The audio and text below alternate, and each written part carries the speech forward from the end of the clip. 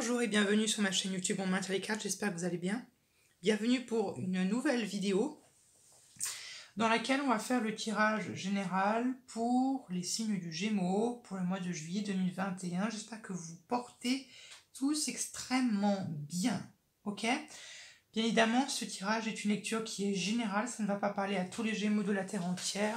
Chacun d'entre vous ne vivez pas les mêmes choses au même moment, ok? Je précise également d'aller voir vos autres signes, ascendant lunaire et vénusien. Deuxièmement, je rappelle que pour toute consultation privée, je vous invite à aller dans la boîte de description en dessous de la vidéo. Vous avez soit le lien vers ma page Facebook pour arriver sur le post épinglé où il y a toutes les modalités pour prendre consultation avec moi. Si vous n'avez pas Facebook, vous avez juste à m'envoyer un mail à mon adresse mail romain.tire.les.carte@gmail.com et je vous envoie les modalités. D'accord ? Et puis, je fais mon petit coup de pub, même si je n'aime pas ça, parce que je vous rappelle que en fait, je fais uniquement des consultations l'été. Après, le reste de l'année, je ne fais pas de consultation. Donc, c'est le moment d'en profiter si vous en avez le besoin, si vous ressentez le besoin. D'accord ? Je n'incite pas, bien évidemment, je n'incite pas vraiment à l'achat. Ok ? Voilà. On est parti pour votre lecture. Donc d'un point de vue astrologique, nous avons Neptune en maison 8. Ce qui expliquerait ceci, ceci, ceci, ceci. Qui pourrait quand même expliquer pas mal de choses. D'accord ? Donc on a finalement les énergies neptuniennes qui se mélangent aux énergies plutoniennes.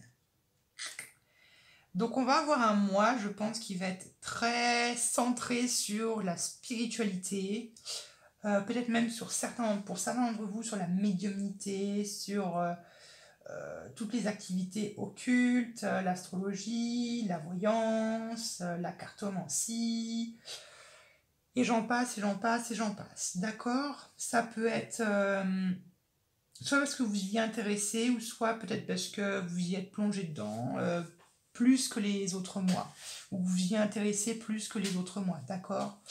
Mais faites attention parce qu'il y a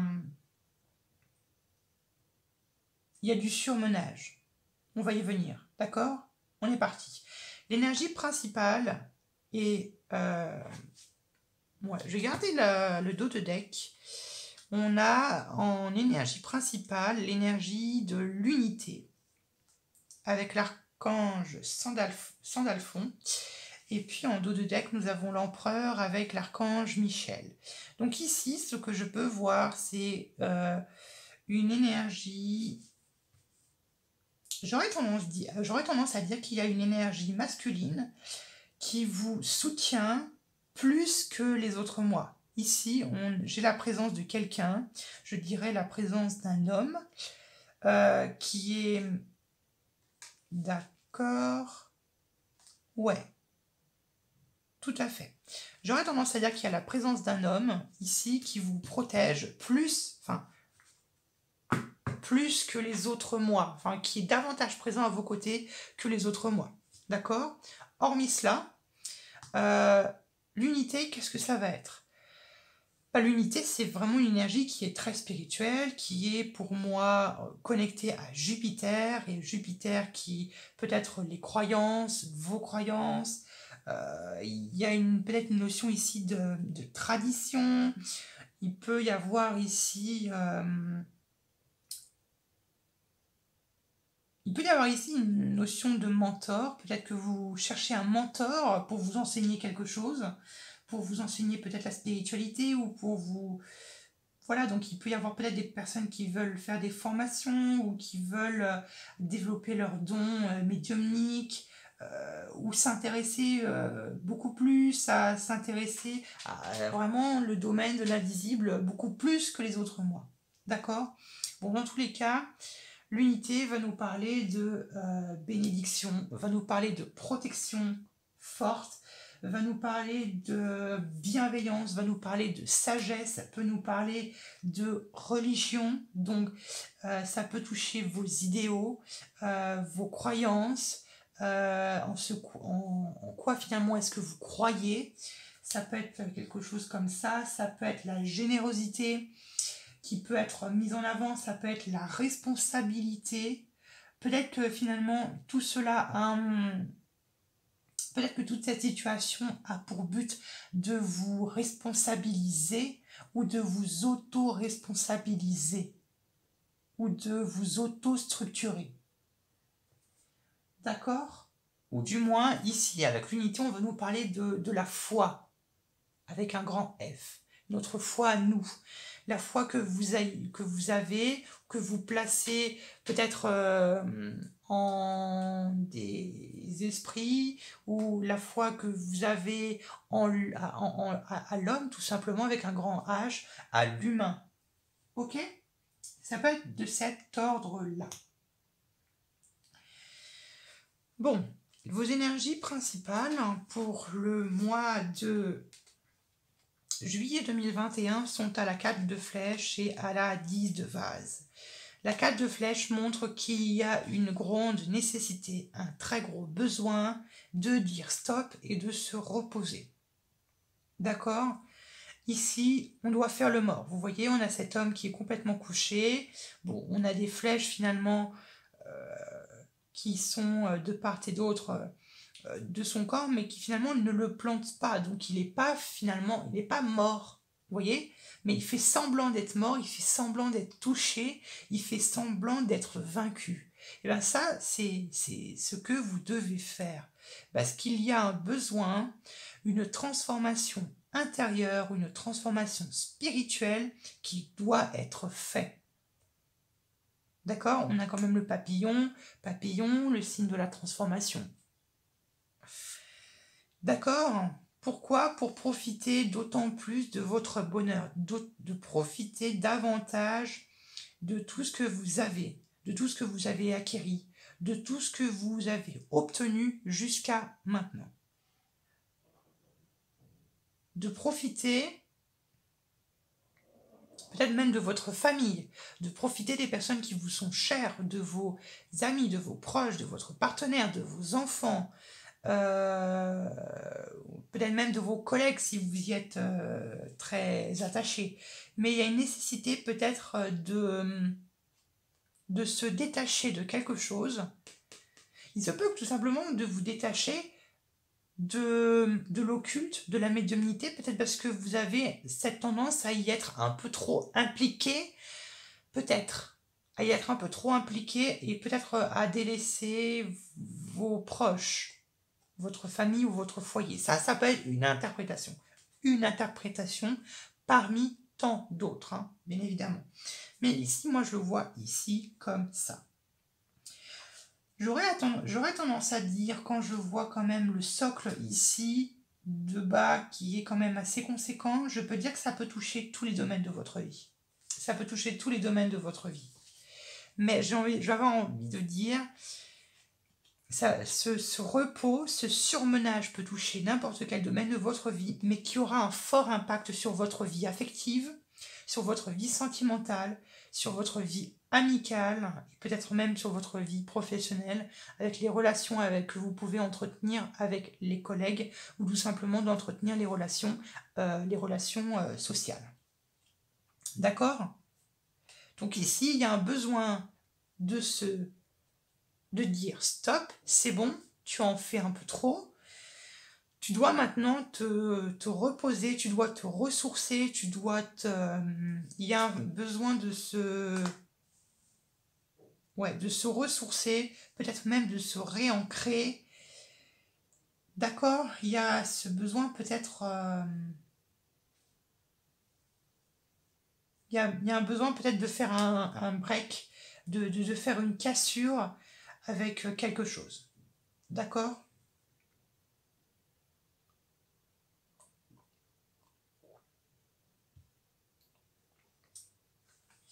Et en plus, vous voyez, on a... Là.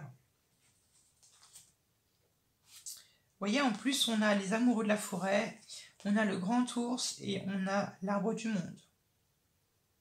Donc ici, on a peut-être des personnes qui travaillent avec les gens, l'humanité, qui ont peut-être font une profession avec un contact social et qui ont peut-être besoin de prendre du recul.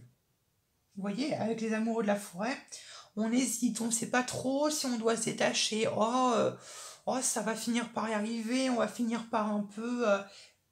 Vous voyez, il y a un peu de ça, parce que les amoureux de la forêt, c'est très Gémeaux comme énergie. On peut se dire finalement, oui, bon, je peux continuer quand même, ça va finir par y arriver. Bon, avec une bonne nuit de sommeil, ça va pouvoir se rétablir, je vais pouvoir retrouver de mes forces, mais là, non, pas tout à fait. D'accord? Donc ici, vous voyez, ça peut être quelque chose qui peut être plus ou moins difficile à mettre en place, peut-être parce que certains d'entre vous, vous avez peut-être beaucoup de responsabilités sur les épaules. Peut-être que vous êtes des personnes qui ont beaucoup de responsabilités, qui doivent tenir beaucoup de responsabilités, qui doivent tenir une certaine posture, qui doivent tenir une certaine place, hein, peut-être hautement placée. On peut avoir des chefs d'entreprise, on peut avoir des personnes qui sont hautement placées dans une entreprise où vous pouvez être très haut placé, je ne sais pas, d'un point de vue... Bon, vous êtes, je pense, quelqu'un qui, voilà, on ne peut pas se retirer comme ça, j'ai envie de dire. On ne peut pas se retirer aussi facilement. Ça peut être ça. Parce qu'il y a des responsabilités, parce que vous devez peut-être tenir compte de certains engagements que vous avez faits, peut-être de tenir compte de certaines promesses que vous avez faites, il peut y avoir de ça. La 10 d'arc peut également montrer un certain besoin, parce qu'ici c'est dans la posture de ce que vous voulez le plus. Donc c'est-à-dire peut-être de vous décharger de vos responsabilités, de vous décharger d'un fardeau qui est lourd et qui est pesant sur vos épaules. D'accord? Ça peut être quelque chose que vous traînez quotidiennement, qui vous fatigue, qui vous épuise et qui vous prend toute votre énergie. Il peut y avoir de ça. Ok? Ce qui va vous aider à obtenir ce que vous voulez le plus, ça va être de ça va être de briser cette chaîne. Ça va être de casser cette routine, peut-être même, de casser ce schéma ou ces schémas qui sont peut-être répétitifs pour vous. Il y a une nécessité de devoir surprendre les autres ou de faire des choses de manière beaucoup plus surprenante, de manière spontanée, de faire des bouleversements un peu, de vous bouleverser vous-même. Parce que ça va être vraiment au cœur de votre lecture, ça va être de vous bouleverser vous-même. Peut-être même de sortir de votre zone de confort ici. D'accord?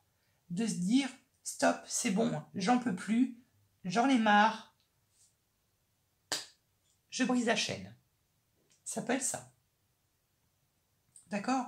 Je brise la chaîne et je m'occupe davantage de mon bonheur, de comment est-ce que je me ressens, je profite de ma famille, de mes amis, de mon conjoint ou de mes enfants, de mon foyer, de ma famille ou du moins de l'endroit où je considère comme étant chez moi et je me repose et je profite du bonheur. Il y a peut-être ici des personnes qui ont un fort besoin de partir en vacances ou qui ont un fort besoin de changer d'air.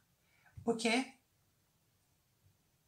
Peut-être parce que voilà, on est surmené de travail ou peut-être parce que on n'en peut plus d'une situation. On peut peut-être plus d'une situation, d'une certaine, ça peut être d'une solitude. On a envie de se retirer en fait. Et avec l'unité, parce que vous voyez, ici on a la papesse et ici on a l'ermite. Il y a comme une nécessité de faire ce que j'appelle une retraite spirituelle. de peut-être faire un petit voyage où on se reconnecte à son intuition, où on quitte la vie sociale pour se retrouver avec soi-même et à méditer ou à se reconnecter ou à se recentrer avec soi-même, de retrouver un alignement parfait entre votre âme, votre esprit et votre corps. D'accord? Il peut y avoir de ça. Alors, bon, le moment qui peut fâcher un petit peu, bon, je vous rappelle qu'en astrologie, ici, on a Neptune en maison 8. Et Neptune en maison 8 peut avoir tendance, j'ai bien dit peut avoir tendance à l'abus.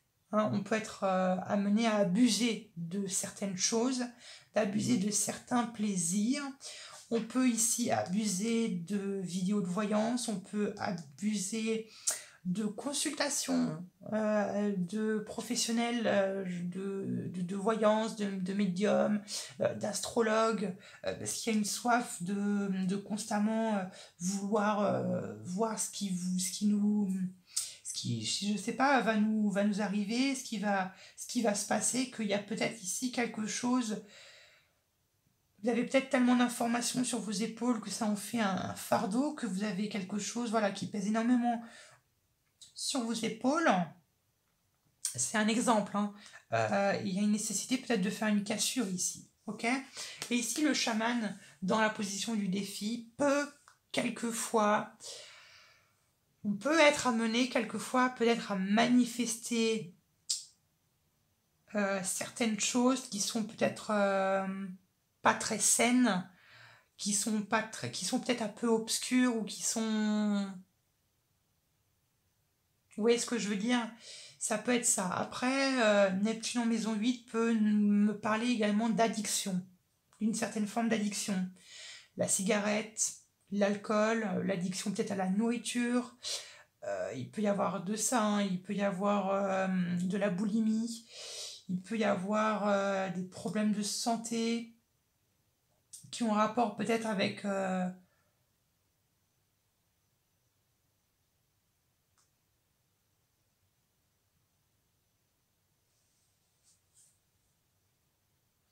ça peut être des problèmes de néphralgie. J'entends des néphralgies, on me dit tout ce qui peut toucher le système nerveux. Et le chaman, faites attention, avec le chaman, dans la position du défi, on peut être amené à peut-être user un peu trop, ou on peut avoir cette tendance à manipuler ou à être dans des énergies manipulatrices, peut-être soit pour remettre la faute sur quelqu'un d'autre, ou soit on peut être voilà, de mauvaise foi, et donc on peut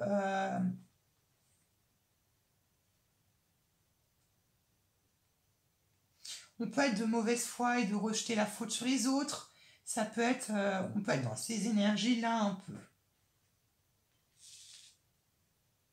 Ok, donc faites attention avec ce chaman. Je ne dis pas forcément que vous êtes quelqu'un de manipulateur ou que vous allez manipuler ou que vous allez forcément utiliser de la magie noire. Non, je dis juste que c'est peut-être quelque chose qu'il va falloir faire attention ou sur lequel il va falloir travailler. Le chaman également, comme je vous l'ai dit, en maison 8, c'est l'abus. Donc faites attention de ne pas trop peut-être abuser de vos dons médiumniques, d'abuser de vos dons ou d'abuser tout simplement de vos capacités, de ne pas aller trop loin, ne pas aller tout simplement jusqu'au burn-out. Ok, clairement. Ok. Bon, voilà. Bon, dans tous les cas, si c'est peut-être quelque chose comme ça, ou ça peut toucher une addiction, quelque chose de cet ordre-là, je vous vois quand même ici avec le chaman et les amoureux de la forêt, je vous vois quand même, comment dit-on, prendre une décision positive par rapport à toute cette situation, par rapport à tout ce questionnement. D'accord ? Ici, dans la vie sentimentale, alors j'ai tendance à l'oublier, mais quand je parle de vie sentimentale, ça peut être amoureux, ça peut être amical, ou ça peut être tout simplement tous les liens d'affectivité, pardon, tous les liens d'affection que vous avez ou que vous entretenez avec dans votre vie sociale. D'accord? Ici, le voyant, comme je vous l'ai dit, soit on peut consulter ou on peut être amené à consulter un médium, un voyant, un cartomancien, un astrologue pour, voilà, pour consulter, ça peut être ça. Soit, comme je vous l'ai dit, on peut être dans l'abus de ce genre de consultation ou de ce genre de vidéo qu'on peut trouver sur Internet. Dans tous les cas, ici avec le chaman et la voyante, il peut y avoir des personnes qui manifestent une nouvelle rencontre. Et ici, quand je vois le chaman et que je vois l'équilibre, vous pouvez manifester une relation amicale. Ouais, une relation amicale qui peut découler peut-être vers une relation amoureuse, même si je ne vois pas tout à fait ça. Ok ? Dans tous les cas ici, le voyant nous parle que l'on est amené à utiliser notre intuition, on est amené à découvrir, à faire appel à notre intuition au monde invisible pour découvrir certaines choses finalement. Le voyant, c'est finalement on fait appel à la loi de l'attraction, à la loi de l'univers pour finalement voir les choses que l'on ne peut pas voir avec nos propres yeux dans la vie concrète et matérielle. Je ne sais pas si je me fais comprendre. D'accord? Donc il peut y avoir de ça. Ici, avec le voyant, il peut y avoir également une certaine intellectualisation de vos sentiments et de vos sensations. Il peut y avoir des personnes qui montrent indirectement ce qu'ils ressentent pour les autres ou pour votre partenaire. On peut être dévoué à son partenaire, on peut être amené à être au service des autres, à être au devoir des autres parce que ça nous fait plaisir, parce qu'on a envie, et peut-être aussi parce qu'on recherche une certaine reconnaissance qui correspond finalement à vos valeurs. D'accord? Ça peut être ça. Mais ici, ça nous parle ça va nous parler de beaucoup de sagesse, des relations qui vont être dans la sagesse, qui vont être dans des relations dans des relations intellectuelles finalement. Ça peut être avec des personnes avec qui on se sent connecté spirituellement, avec qui on se connaît, avec qui on est en phase, avec qui on se sent sur la même longueur d'onde, avec qui on sait qu'on peut avec qui on sait qu'on peut avec qui on sait qu'on peut s'ouvrir à eux, spirituellement, moralement ou autre chose.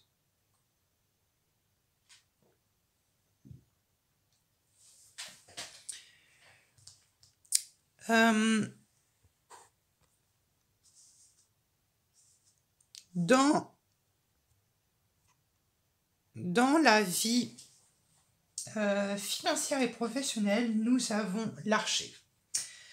L'archer vous pousse à fixer objectif par objectif, d'y aller étape par étape. Et en plus, quand je vois la voyante, il y a une intellectualisation des étapes d'un projet que vous menez à bien, soit financier, soit professionnel, qui va demander beaucoup de pragmatisme, beaucoup de rigueur, de la solidité, du concret, qui va demander de la planification, qui va demander du contrôle. Il y a cette notion ici de contrôle, d'intuition par rapport à un objectif que vous avez, que vous devez garder dans votre ligne de mire ou qui peut correspondre à votre vie matérielle, concrète, financière. ça peut toucher votre foyer si, je ne sais pas, vous déménagez, ou soit que vous déménagez, ou que vous, comment dire, vous pouvez aider quelqu'un à emménager, ou vous pouvez réaménager votre appartement, ou votre maison, ou votre foyer. D'accord? Ici, l'archer vous demande de regarder bien droit devant vous, sans vous contenter, sans vous laisser distraire par ce que vous pouvez voir sur vos côtés, d'éviter finalement d'être dispersé. Éviter d'être dispersé, d'être dans la rigueur, dans la prudence, et d'être vraiment dans la persévérance et dans la patience. Ok? Et tout cela avec une touche d'intuition, avec une touche d'intuition, tout à fait. En vous laissant guider par vos sensations. D'accord?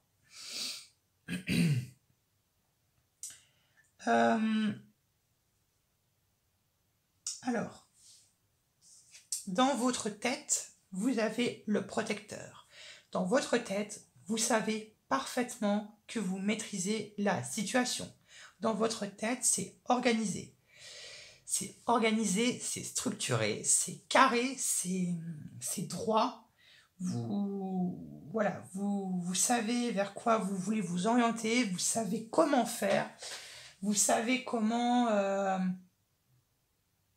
vous y prendre, vous savez comment contrôler la situation, vous savez comment maîtriser la situation ici avec ce protecteur.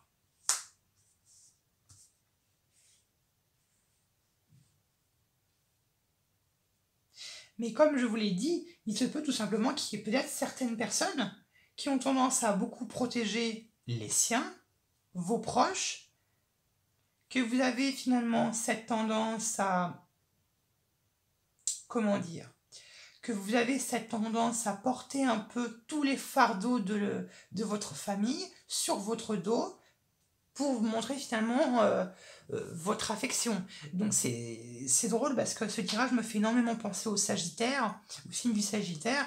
Donc peut-être qu'ici on a des personnes qui sont Sagittaire ascendant Gémeaux ou des Gémeaux ascendant Sagittaire.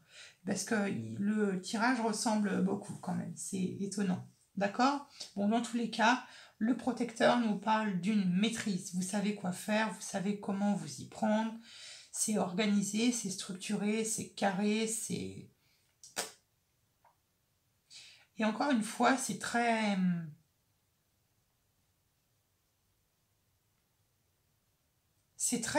mercurien parce que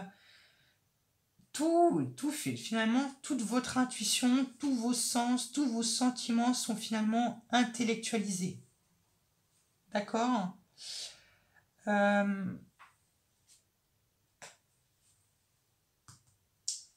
À la fin du mois, on a l'équilibre.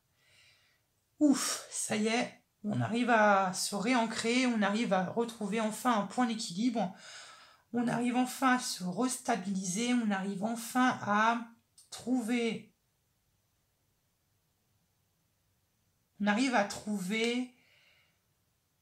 ce centre de gravité qui fait que tous nos domaines de notre vie sont parfaitement équilibrés, qui sont mis à la même hauteur, on a une notion de stabilité, on retrouve notre stabilité, on retrouve un ancrage puissant, on retrouve de la paix, on retrouve de la sérénité, on est dans la passivité, on est dans le contrôle et on est totalement dans la maîtrise. D'accord? Tout cela sous l'œil bienveillant de l'ermite. Pardon, pas de l'ermite, du pape. Ok? Voilà, j'espère que ce tirage vous a plu. Je vous fais un bisou et on se retrouvera plus tard pour de nouveaux tirages. Gros bisous!